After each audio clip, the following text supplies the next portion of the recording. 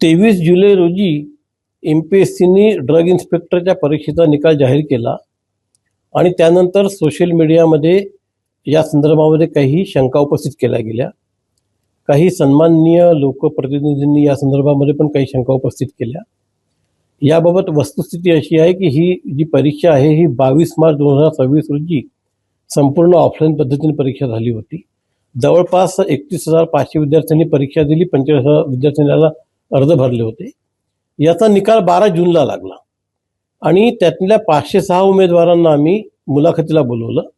यांच्या मुलाखती 1 जुलै ते 22 जुलैपर्यंत चालल्या आणि 22 जुलैला संध्याकाळी आम्ही मुलाखती संपल्या याची प्रोव्हिजनल मेरिट लिस्ट डिक्लेअर केली.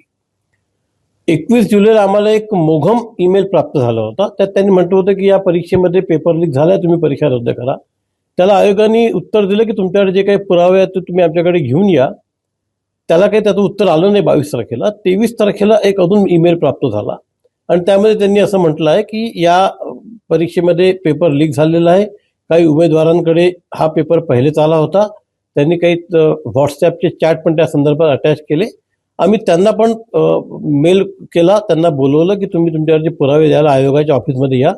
त्यांना आज या ठिकाणी बोलवलेलं आहे, अद्यापर्यंत त्या ऑफिसमध्ये आलेलं नाही आहे. ते येथील आम्ही त्यांचं पण म्हणणं ऐकून घेऊ.